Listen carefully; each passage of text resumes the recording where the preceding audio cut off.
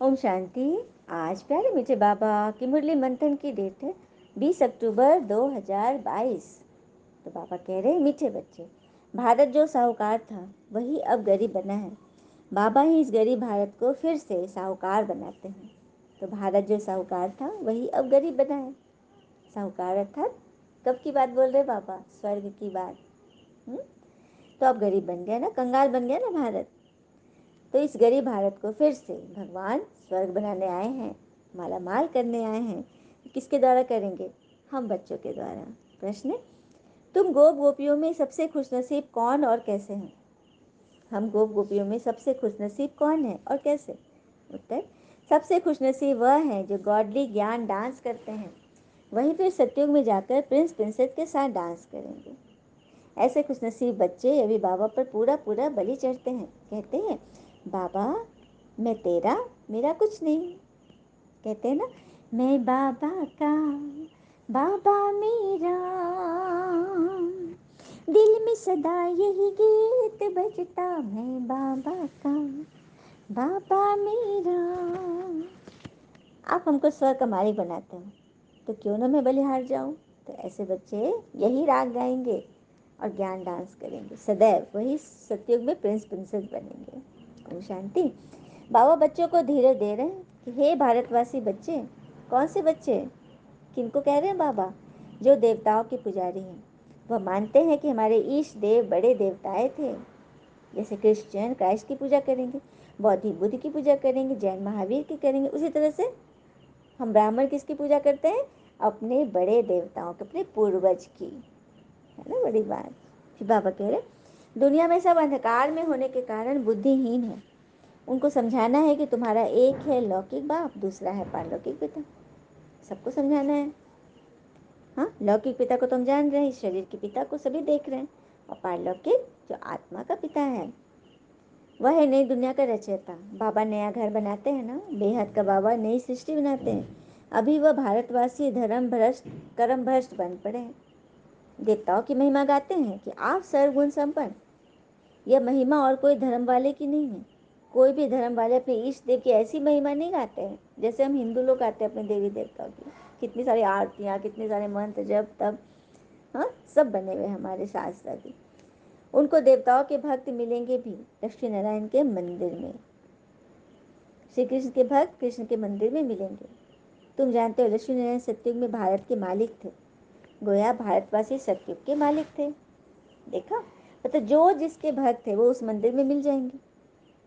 पूजा करते रहेंगे अपने दिव्य स्वरूप की। तो भारत साहूकार था, बहुत साहूकार, माला माल। लक्ष्मी नारायण का राज्य था। जब आदि सनातन देवी देवता धर्म था। यह है भारत का प्राचीन सहज राजयोग और सहज ज्ञान। देवी देवता धर्म है पुराना, जो लुप्त हो गया है। परंतु मनुष्य भूल गए कि देवी देवता धर्म की स्थापना किसने की। बाबा ने समझाया है, तुम हो संगम युगी ब्राह्मण। वह कलयुगी ब्राह्मण भी कहते हैं कि हाँ, प्रजापिता ब्रह्मावंशी है, परंतु ये नहीं जानते कि ब्रह्मा कब आए थे। तुम अब प्रैक्टिकल में हो। तुम जानते हो लक्ष्मी नारायण इस भारत में ही राज करके गए। उनसे उच्च मनुष्य कोई है नहीं। सच बात है। आज परमात्मा के बाद कौन है? ब्रह्मा विष्णु शंकर, उसके बाद लक्ष्मी नारायण। सबसे ऊंचे मनुष्य तो यही है ना, सबसे ऊंचा गए ना, महाराजा महारानी बने स्वर्ग के। मनुष्य को तो यह मालूम ही नहीं है, हाँ, कि सत्यु को कितने बरस हो गए। वह तो सत्यु की आयु अरबों कह देते हैं। सास बनाने वाले ने अपनी मत डाल दी है, क्योंकि बाबा ने पूरा हिसाब बताया है कि 5000 वर्ष की पूरी सृष्टि चक्र की आयु है। श्री बाबा ने संगम युग में अवतार लिया है, हमें अपना बच्चा बनाया है। श्री बाबा कहते, तुम बच्चे जानते हो परमपिता परमात्मा जो सभी आत्माओं का पिता है, वह है ब्रह्मांड का मालिक। उनको सृष्टि का मालिक नहीं कह सकते, भले पिता है परंतु मालिक नहीं बनता है। यह भी गुह्य बात है। वो क्रिएटर है तो क्रिएशन का मालिक होना चाहिए। परंतु बाबा कहते हैं, मैं जो स्वर्ग स्थापन करता हूँ उनका मालिक नहीं बनता हूँ। मालिक तुम बच्चों को बनाता हूँ। मालिक तो तुम बच्चों को बनाता हूँ। दुनिया में सब कहेंगे कि भगवान सृष्टि का मालिक है, परंतु वह मालिक है सिर्फ रचने के लिए। बाकी स्वर्ग का मालिक तो भगवान हम बच्चों को बनाते हैं। बाबा का काम है बच्चों को सिर पर चढ़ाना, क्योंकि बाबा सेवाधारी है ना। बच्चों को सब कुछ देकर चला जाते हैं। चले जाते हैं। बाबा भी कहते हैं तुमको लायक बनाए, नई सृष्टि रचवा कर उनका मालिक बनाए, मैं रिटायर हो जाता हूँ। तुम ब्रह्मांड के मालिक कहलाएंगे क्योंकि तुम ब्रह्मांड के मालिक के बच्चे हो। देखा हम क्यों कहलाएंगे ब्रह्मांड के मालिक? क्योंकि हम ब्रह्मांड के मालिक के बच्चे हैं। तुम भी ब्रह्म तत्व में जाएंगे तो ब्रह्मांड के मालिक कहलाएंगे। वहां भले तुम आत्माएं चैतन्य हो परंतु ऑर्गन्स नहीं है। परम धाम में हम चैतन्य हैं, सेंस है, लेकिन ऑर्गन्स नहीं है। जब परम धाम में हो तो ब्रह्मांड के मालिक हो और फिर तुम सृष्टि के मालिक बनेंगे जब विश्व पर राज्य करेंगे। फिर तुमको अपना राजभाग गंवाना पड़ता है। यह ज्ञान न देवताओं को न शूद्रों को हो सकता है, यह ज्ञान सिर्फ तुम ब्राह्मणों को है, क्योंकि ब्राह्मण को ही बाबा चुनते हैं, ब्राह्मण को बाबा रचते हैं। तो कितनी गोही बातें हैं ना। कहते हैं तुम्हारा ही हीरो पार्ट है। क्यों हमारा हीरो पार्ट है पता है? क्योंकि कहते हैं ना, सबकी नकल की जा सकती है लेकिन संस्कार और ज्ञान की नकल नहीं की जा सकती। तो हम सब नकल नहीं, हम सब असल हैं, असल देवी देवता कुल के हैं जो बार बार ये पढ़ रहे हैं। तो हमारे लिए सब पुराना है। हाँ, जगत अम्बा ज्ञान ज्ञानेश्वरी है, फिर राज राजेश्वरी बनती है। तो जगत अम्बा अभी इस संगम पर ज्ञान उठा रही है, ज्ञानेश्वरी बन रही है और फिर राज राजेश्वरी बनेगी, महारानी बनेगी स्वर्ग की। तत्वत्वम, तो तुम भी ऐसा बनोगे। ऐसे नहीं कि सिर्फ 2-4 लोगों का पार्ट है, सबका पार्ट है, सभी बन सकते हैं, सबके लिए मार्जिन है। भारतवासी इस सृष्टि के मालिक थे, आज कंगाल बने हैं। अपवित्र राजाओं का भी राज्य नहीं है, पंचायती राज है। क्या बात है। कहा जाता है रिलीजन इज माइट। सर्वशक्तिवान बाबा बैठ देवी देवता धर्म की स्थापना कर रहे हैं। कितनी माइट देते हैं? माइट माने शक्ति। कितनी शक्ति देते हैं जो हम सृष्टि के मालिक बन जाते हैं। भारत में तो अनेक धर्म है। गुजरात में रहने वाले कहेंगे कि हम गुजराती है, और कोई प्रदेश के कहेंगे कि हम इस कास्ट के हैं। जबकि सत्युग में तो एक ही धर्म था। बाबा कहते हैं तुमको फिर से गीता का ज्ञान सुना रहा हूँ। जब तक जीना है ज्ञान अमृत पीना है, अनेक जन्मों का बोझा है वो उतारना है ना। उन्होंने तो युद्ध का मैदान दिखलाया, श्री कृष्ण का नाम डाल दिया। भगवान कहते तुम्हारे रथ में प्रवेश कर माया पर जीत पहनाने के लिए युद्ध के मैदान में खड़ा करता हूँ तुम्हें, साथ साथ बच्चों को भी खड़ा करता हूँ। क्या बात है। बाबा कहते मैं खुद भी खड़ा होता हूँ और बच्चों को भी खड़ा करता हूँ। तो तुमको मंदिरों में जाकर सर्विस करनी चाहिए। उनको बताओ कि लक्ष्मी नारायण ही भारत के मालिक थे। ऐसे स्लोगन बनाओ कि भारतवासी स्वर्ग के मालिक थे, अब मिल्कियत गवा दी। कितना हाहाकार मचा हुआ है। भक्ति में भगवान से मिलने के लिए कितनी साधना करते हैं। पुकारते थे ना कि हे भगवान आओ, रावण से लिबरेट करो। और लड़ाई लगेगी तो अन्न कपड़ा कुछ भी नहीं मिलेगा। बॉम्बे को क्वीन ऑफ इंडिया कहते हैं क्योंकि उन्होंने स्वर्ग के सुखों का पता ही नहीं। मतलब क्वीन ऑफ इंडिया मतलब स्वर्ग ऑफ इंडिया कहते हैं बॉम्बे को, जबकि स्वर्ग में क्या सुख होता है इसका तो मालूम ही नहीं। हाँ, ज्ञान को सदगति कहा जाता है। तो कौन सा ज्ञान? सृष्टि के आदि मध्य अंत का। तुम अब बुद्धि से काम लो कि हम सबको कैसे समझाएं। देवताएं जो पावन थे वही अब पतित बन गए, उन्हों को ढूंढना पड़े। इसीलिए बाबा कहते मंदिरों में जाओ, संगठन में जाओ, समुदाय में जाओ, कहीं भी ये ज्ञान सुनाकर आत्माओं के नब्ज पकड़ो कि इस धर्म की आत्मा जो होंगी उनको ये ज्ञान बहुत अच्छा लगेगा। इतना मीठा लगेगा ना कि लगेगा कि नहीं, ये तो इस अमृत के सिवा तो कभी कुछ हमने लिया ही नहीं। इतनी शक्ति मिलती है, इतनी एनर्जी मिलती है। और सच बात है, आत्माओं के अनुभव है। कुछ भी सोल्यूशन बताओ तो इस तरह से वो करने लग पड़ती हैं कि बात मत पूछो। तो ये कौन बता रहा है सोल्यूशन? हम निमित्त आत्मा नहीं बता रहे हैं, हम माइक्स नहीं बता रहे, परमात्मा बताते हैं।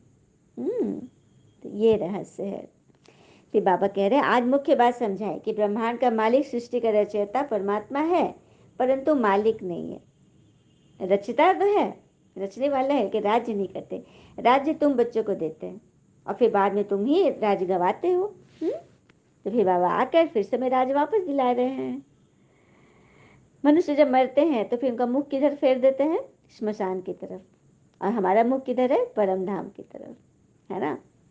तो इस पुरानी दुनिया से, पुराने विकारी संस्कार से उपराम हो जाना है, ऊपर उठ जाना है, मतलब शरीर से ऊपर उठ जाना है, आत्मा रूप में टिकना है। तभी हमारा मुख होगा परम धाम की तरफ।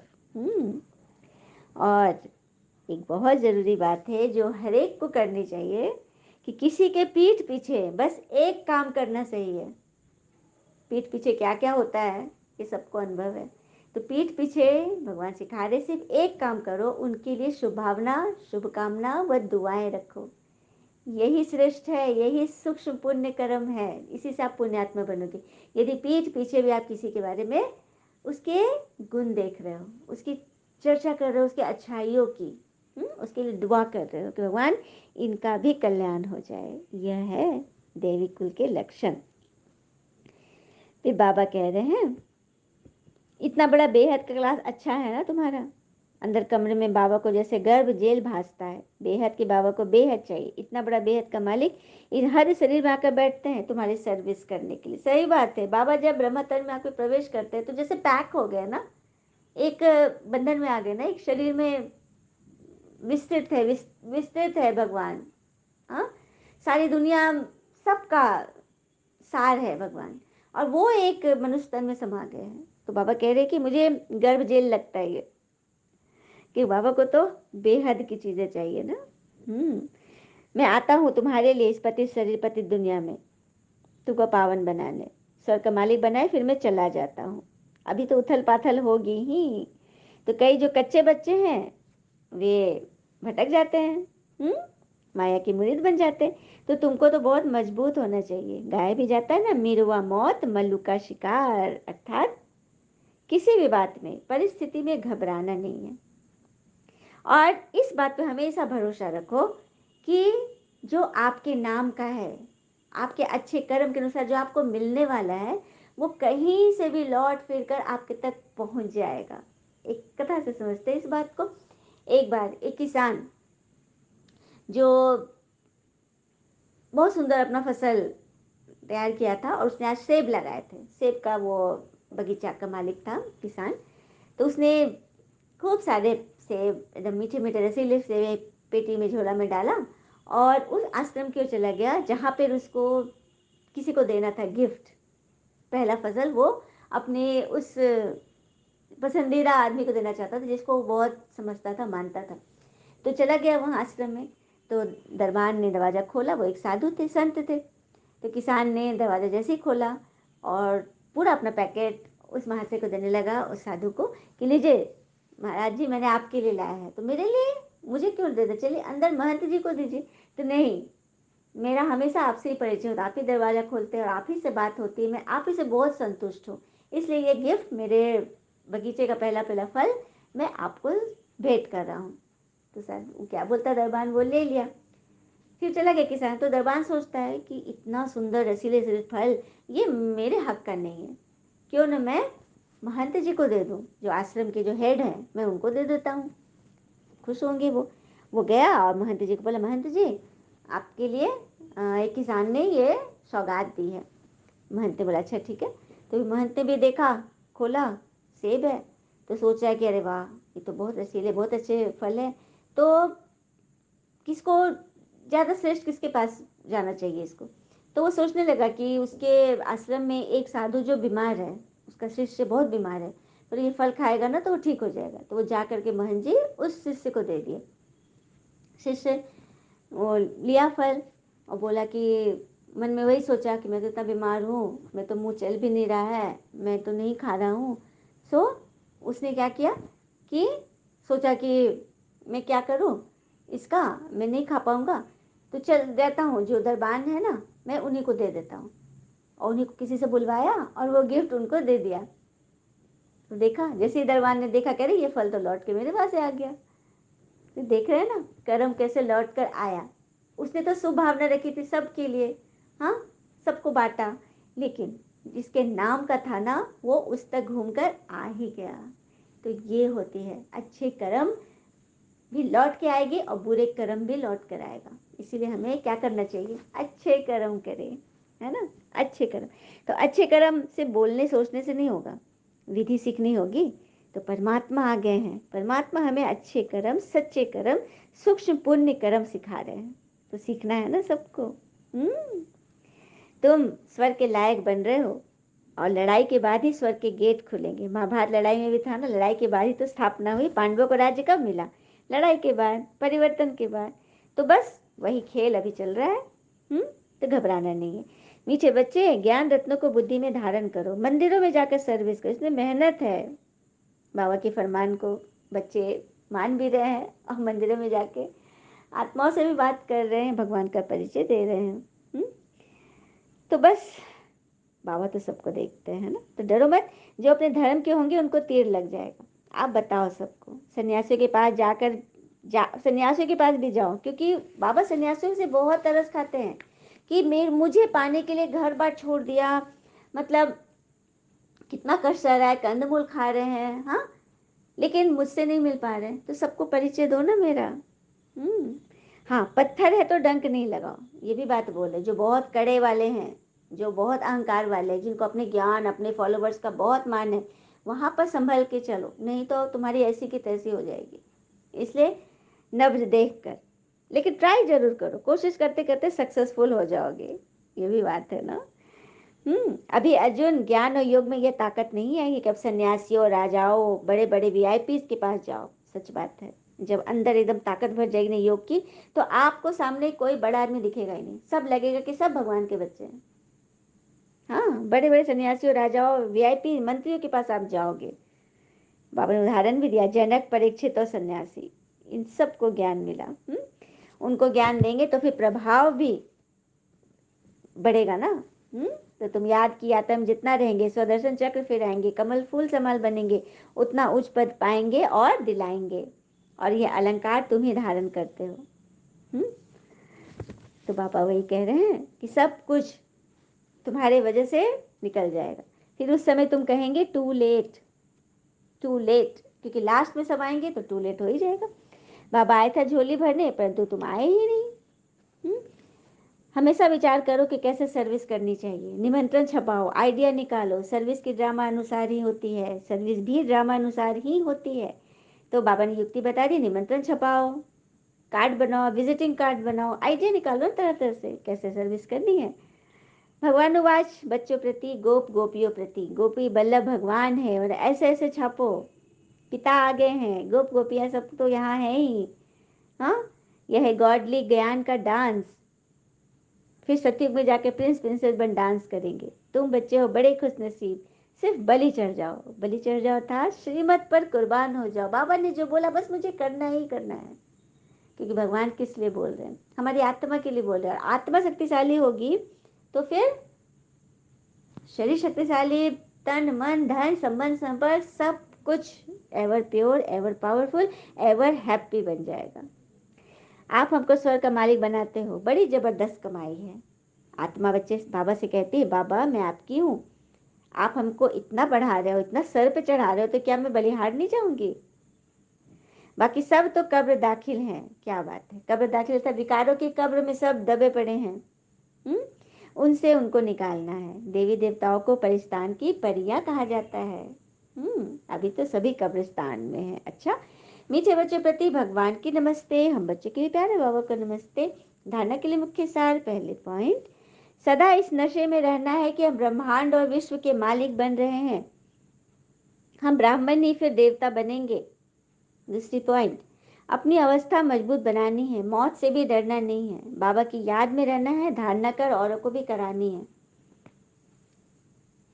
अपनी अवस्था मजबूत बनानी, सबसे पहले कल भी बाबा ने बोला था, चेक एंड चेंज, आत्म अवलोकन। तो आप कभी इररिप्लेसेबल नहीं बनोगे, आपकी जगह पे किसी को भी नहीं रखा जाएगा।